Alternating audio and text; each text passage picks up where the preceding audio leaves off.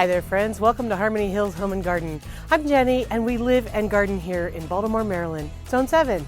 Today is another early spring cleanup day / chore day, getting things done around the garden. I think we're going to be spraying for deer repellent, and we're going to be doing a little bit of pruning and cleaning up of perennials and or shrubs as needed. And who knows what other kind of trouble we'll find ourselves getting into. Come along with me and let's do some more spring cleanup and spring chores. The first thing I'm going to do today is prepare my spray for deer. Now I use Deer Stopper 2, which is a formulation that smells a little bit more pleasant to the humans amongst us. It smells mostly of cloves and cinnamon and maybe some other holiday type spices. There might be a tiny little bit of garlic smell in there too, but overall, as far as deer repellents go, this one smells better than any of the rest of them to my nose, and it still does seem to repel the deer. So I got this tip from Erin at the Impatient Gardener. She uses this spray. I'm going to use this spray again. I used it last year as well. I bought it on Amazon in a concentrate, and it came in this big, huge, let's see, 320 fluid ounces. What is that, 5 gallons? 3 gallons? I don't know. Pretty large. It was expensive, but I think it's still about half full. They say on the package that you only have to do it every 30 days. And I believe that if your plants are not actively growing, 30 days, it would probably last. I don't know, I haven't tested that. But while your plants are in the active growing phase, they're putting out new shoots and new leaves and new flowers that haven't been sprayed yet. So I am going to be doing it more than every 30 days. As things are breaking dormancy, I'll be doing it every week. I'm going to try to gauge and make sure that I'm spraying the plants that are growing the fastest the most often. And the plants that are growing the slowest, maybe I'll do them a little less often. I don't know. Anyway, so that's my plan.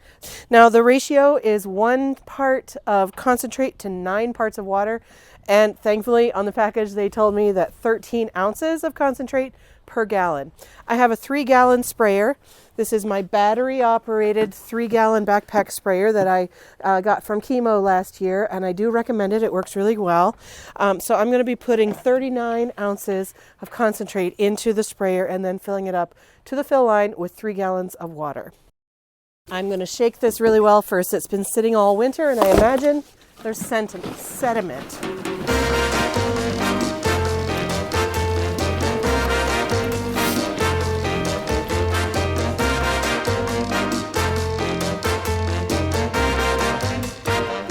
Doesn't smell too bad at all.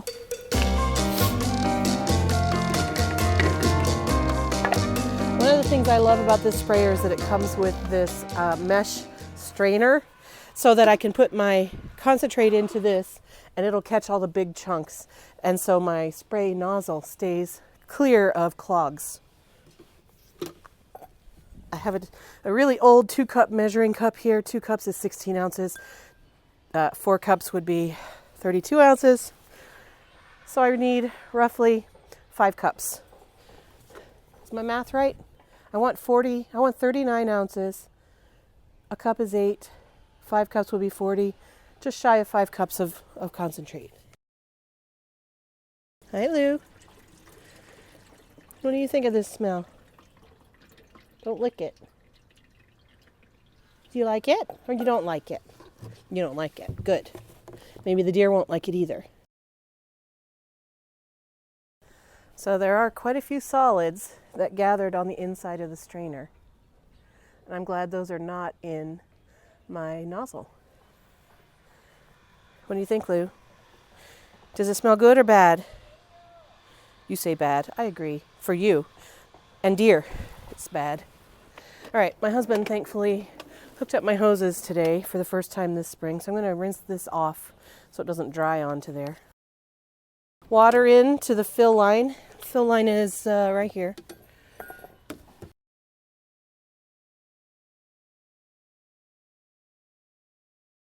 And there we go. We've hit the fill line. I'm actually going to take this up, put it up on the table, and put it on from there. It'll be easier, I think.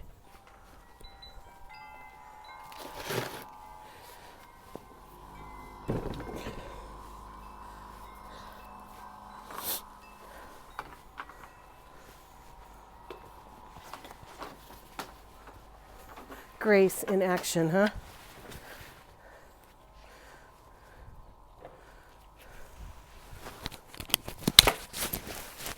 There we go. Ugh. That wasn't smart planning. How do I get that open? There we go. All right.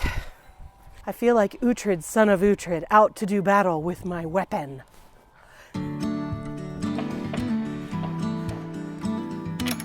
I'm going to start with this courtyard garden because, believe it or not, the deer come up here and eat my plants up here. Crazy talk, but it happens.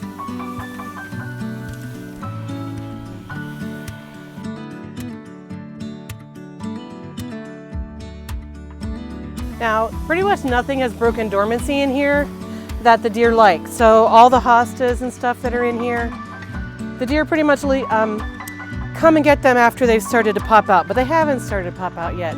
But by applying this spray now to every area of my yard, I'm hoping to train the deer that they don't like anything here. And then when the hostas do emerge, they'll leave them alone a little bit more, maybe, I don't know. It's a theory anyway, we'll see how it goes. I do have autumn joy sedums in here, and the deer eat on those like they're candy.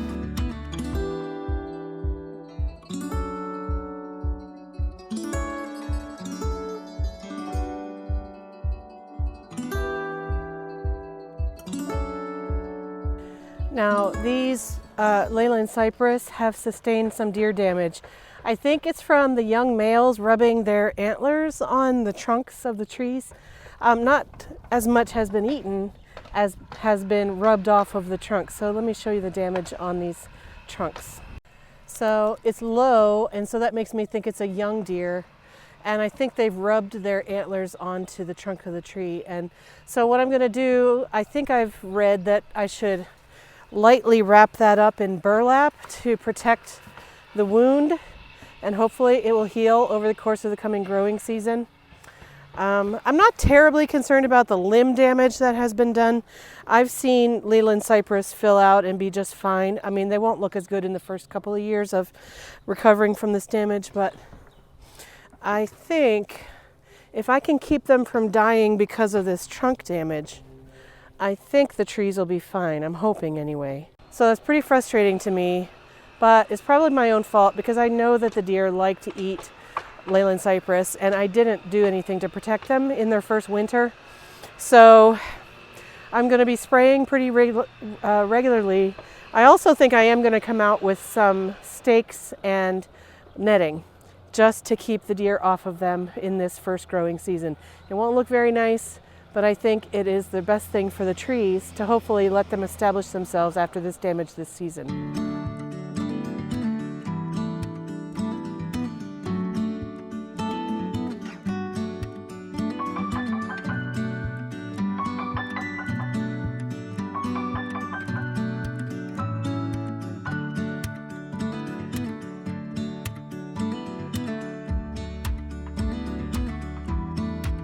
Well, I ran out of spray just before I was able to get to these beds out here. It's not completely out, but the battery doesn't operate when it's too low so that it doesn't burn out the motor. So there's just a little bit of juice left in here. I'm going to just pour it manually around this area to try to keep the deer out of here as well.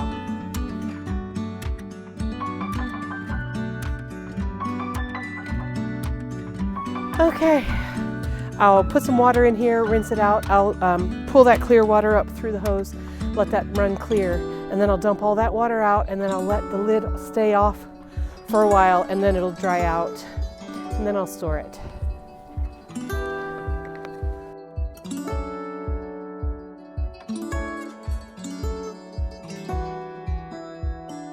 All right, that's one job done, and as a reward for doing some stinky kind of work, I thought I would give us all a pretty view of some things that are actually looking really nice right now. This is a Pieris japonica. I forget the exact cultivar. I'll put it up on the screen. But it is getting ready to absolutely be gorgeous in bloom. In fact, I would say it is in bloom. Isn't that beautiful? They're kind of raspberry colored with white accents at the tops of them. Oh. Just so pretty.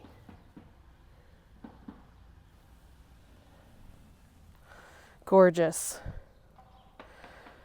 I forget how big and tall this will get. I'll put that up on the screen too, but it's just so very pretty. I love it. And then next door here, this is Camellia japonica, Jerry Hill. It's got lots of buds on it. I'm a little worried that they've been damaged by cold, but maybe not. But I had hoped that they'd start blooming soon, but we'll see soon enough.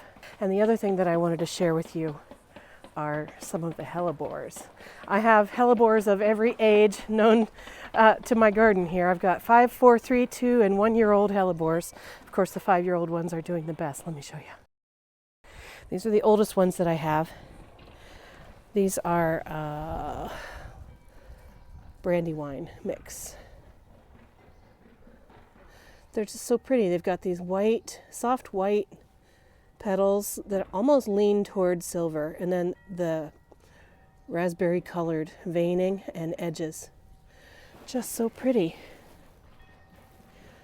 Here's one that's more pure white or ivory-ish. A little bit of yellow tinge to the back sides of the leaves. And then this pink frost, it's kind of a small plant. It hasn't done a whole lot of new growth this year, but we do have this one stem.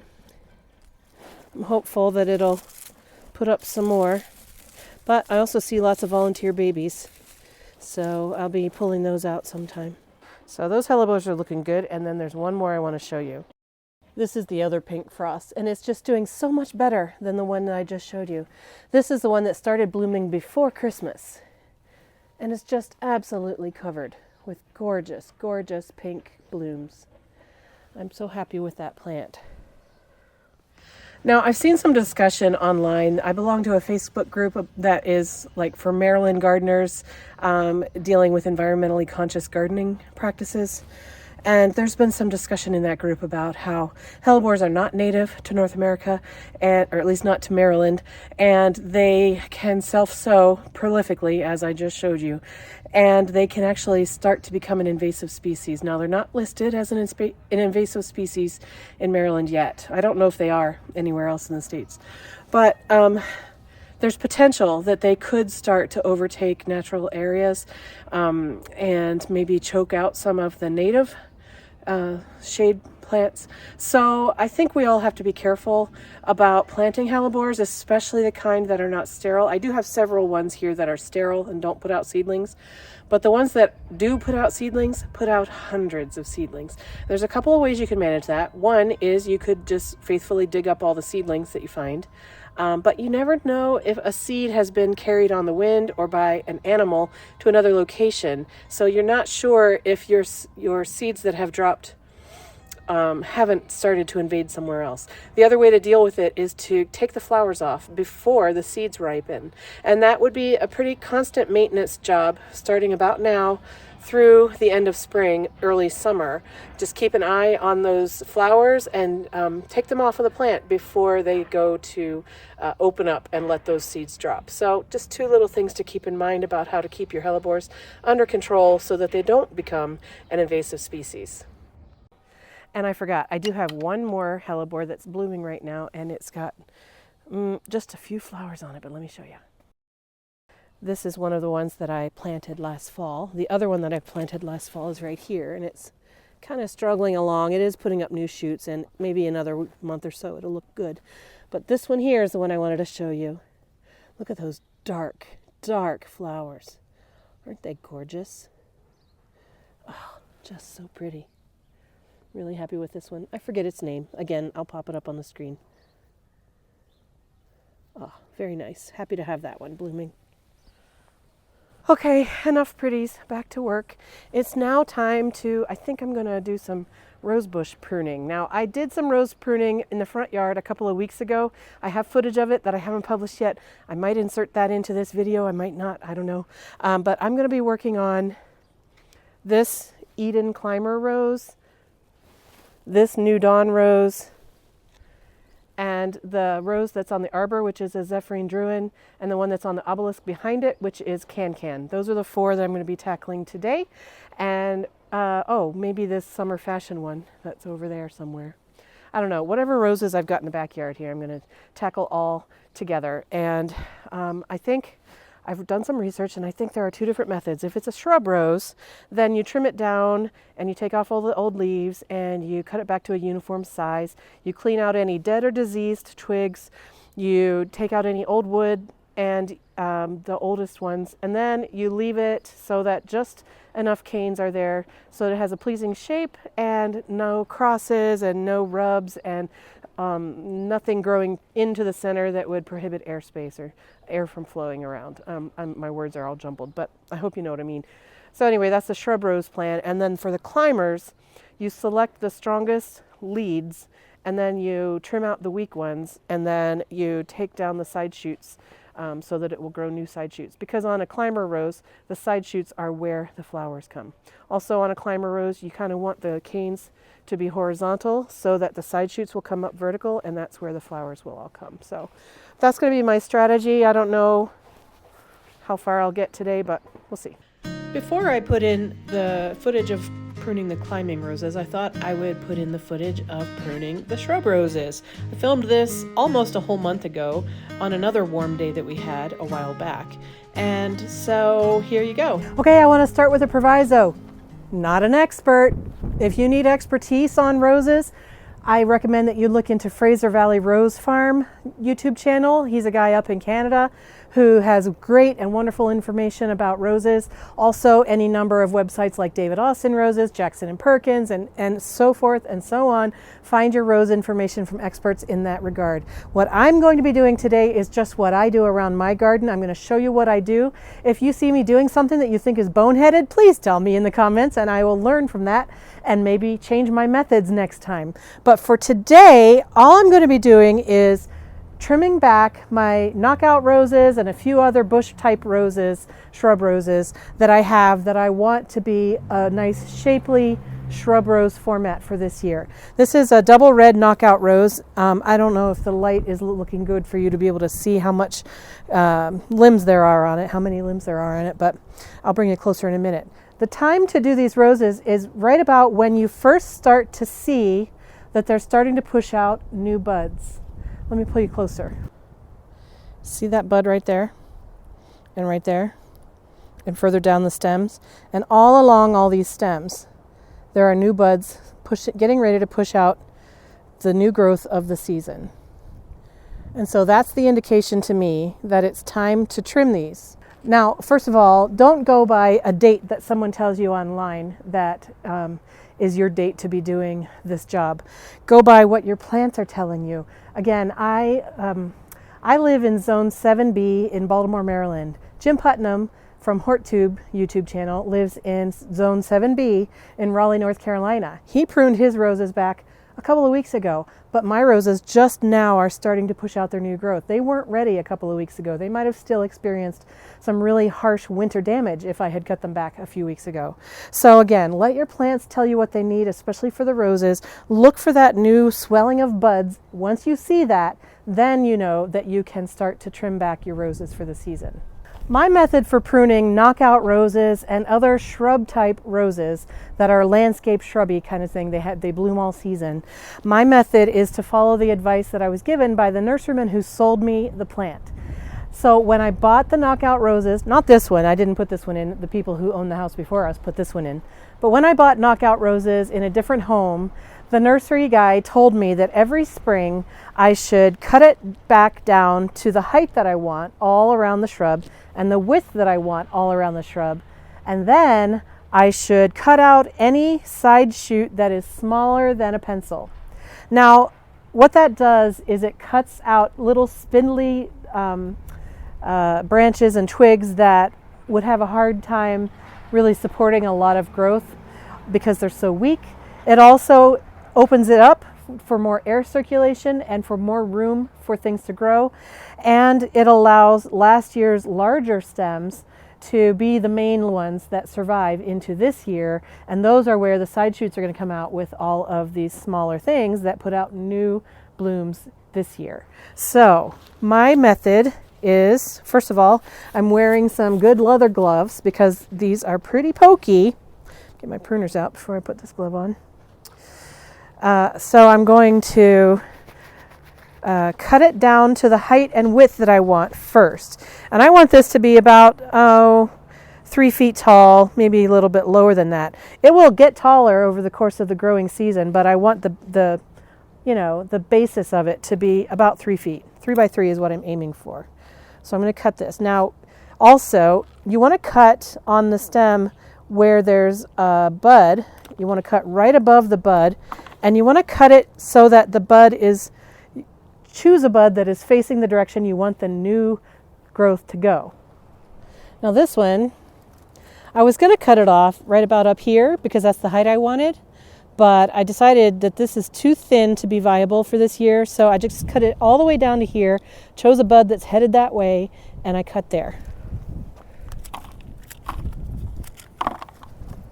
Same thing on this selection. These both are too thin to leave for this year, so I'm going to cut it down here to a bud that's pointing out.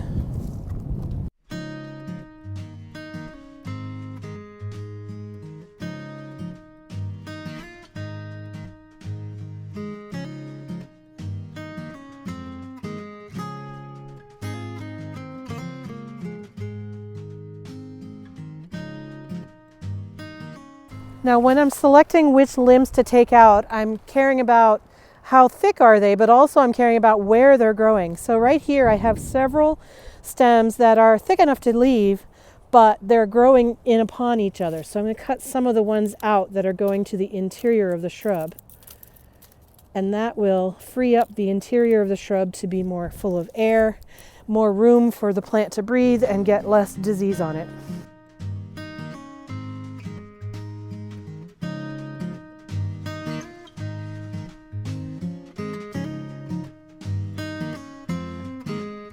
All right, there we go. This shrub is pruned up. There are no limbs on it that are smaller than a pencil.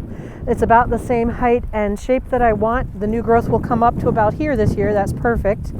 And I've cleaned out some of the interior growth that was too crowded. So I'm just going to repeat this process on all my other shrub roses.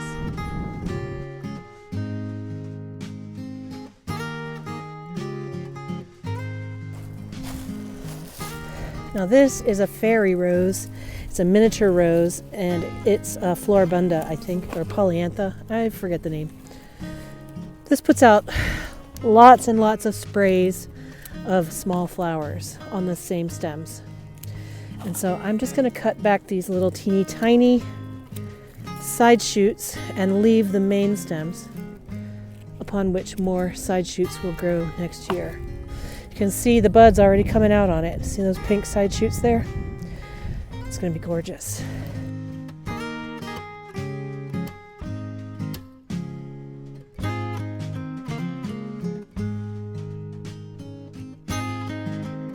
Now this is a first year plant. I only planted it in the ground last year. In fact, this particular specimen I moved, I think 3 times before it landed in this spot. So I don't know about being as hard of a prune or as softer prune on a new plant. Not exactly sure. I'm just doing what I think feels right to me based on how I've seen this particular type of rose grow in other gardens that I've had. And I think when I've cut it back to the main stalks, then it has really done well, flushing out new each year. But when I left it go with all these interior stalks, it became really ratty and weedy too soon. So I'm trying to avoid a ratty, weedy looking plant. I think I'm going to leave these leaves in there for a little while longer in case we get a cold snap. I want to protect the crown. It was quick work to finish up the pruning of the new shrub roses that had just been installed last summer. There are several over on the south side of the front foundation, and I just took care of them real quick. Now, let's turn back to just the other day when I was working on the climbing roses. The first rose I'm going to deal with today is this one. It's an Eden Climber rose. I installed this last year, I think in May or June, and it's only had one growing season here. And so my task for today is to take off all the leaves And then I'll start dealing with the canes. I'll be cutting out anything that's diseased, anything that's dead, anything that has any damage to it. And then I will choose which canes I want to keep and which canes I'm going to take away.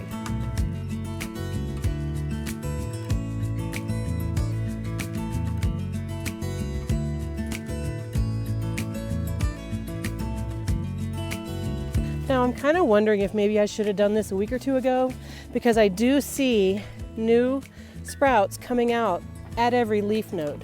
So you can see here, these old leaves need to come off, and so I'm going to cut it and try to not get that new leaf node that's coming out. Can you see that?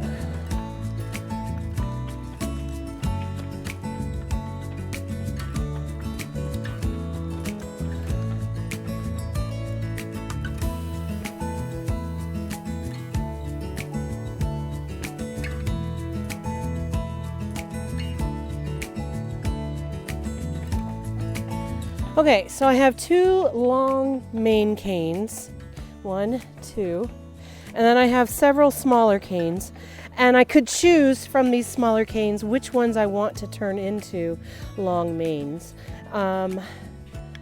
So what I don't see anything that's dead, and I don't see anything that's diseased, so that's good. I'm going to clear out the base of the plant. Oh, so many thorns on this one. Ooh, got me. Clear out the base of the plant so I can see what it looks like down at the crown.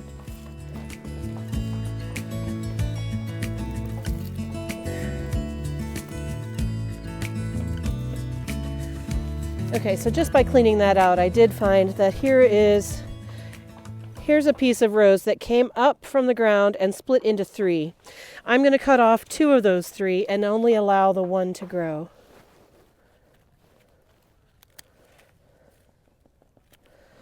There we go. Now this one is the one I'm allowing to grow, but also it already has split into 2. So I'm going to cut off the side shoot and let the main shoot grow. There we go. So now I have 1, 2, 3 that I've chosen. And now I'm guessing here, folks. Don't know exactly what I'm doing, but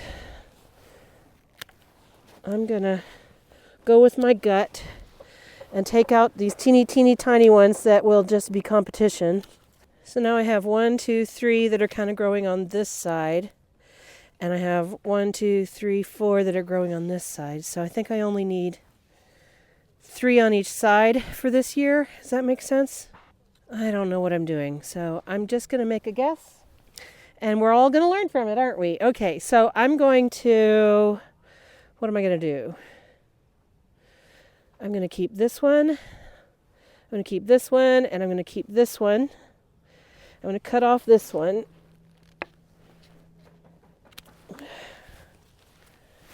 So I'm going to train these 3 over to that side. I'm going to train these 3 over to this side. And that's what I'm going to do. It may not be right, but it's what I'm going to do. If you have better ideas, please let me know in the comments section, and let everybody else know too if I'm doing something wrong here. But now the next step, I think, is to get up some materials with which to tie these up onto the fence.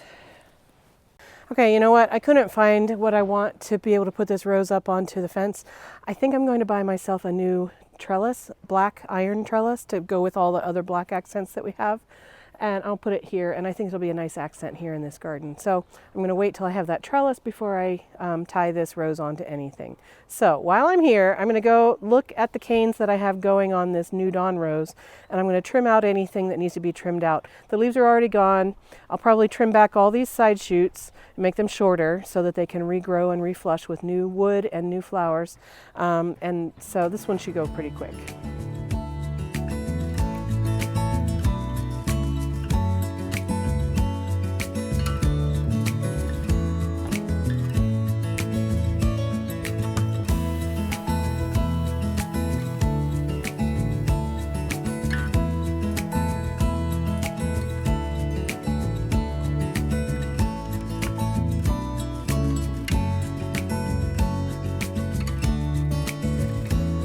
For For this rose, I was able to find 2 new canes that could come up and across for the first time across the bottom railing of the porch. So I'm hoping that those will flower pretty also this year. Last year we had the 2 canes that are going across the top rail, and now we've got more on the bottom. So I'm excited for this rose. This rose doesn't get enough sun. I know that. It only gets morning sun for about 2 or 3 hours, and it really needs 6 or more hours to be its most beautiful. But it is still pretty, and it is still okay here. It's not the best ever, but it's pretty enough.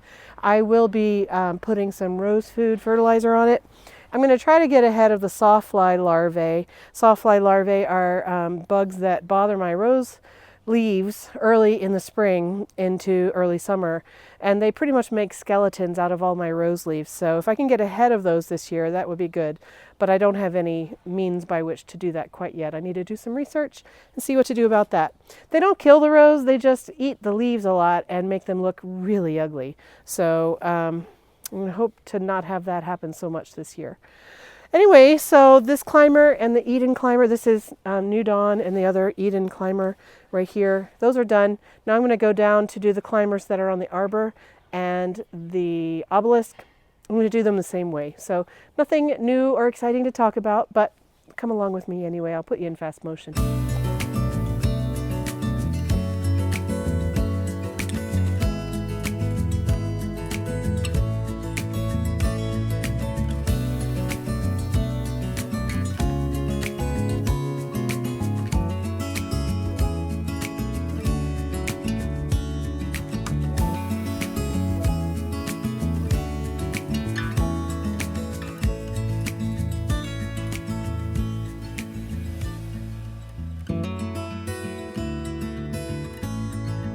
For both of these roses, which are climbers, I did the same thing. I left some long canes. I cut the side shoots off down to about 2 or 3 inches, just above a bud, and I tied the canes that had grown since the last time I did any tying up. I tied them back on to the structure that they're on. Now, yes, that obelisk is leaning. I do have to fix that this spring. I'm probably going to put some bricks under it or something. So that is what I'm doing with my climbing roses. I'll insert the video footage from what I did with my shrub roses.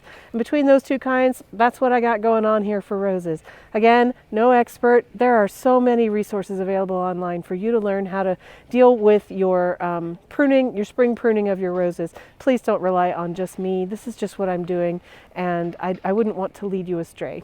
So I just thought I would share with that. Okay, so today's projects are done. I did the spraying for the deer, and I did the rose pruning.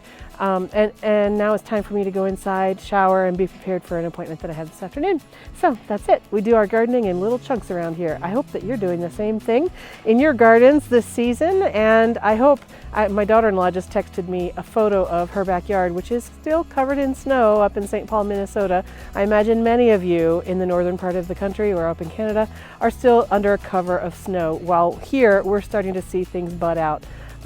So, you know, that's the glory of having friends all over the place. We can take inspiration from each other, and we can live vicariously through each other. I know I'm watching some southern gardeners with their daffodils already blooming and so forth like that. So anyway, thank you so much for joining me. I hope you had a good time watching, and I hope that you're having a good time planning or doing in your garden already. And I'll see you in another video real soon, friends. Take care.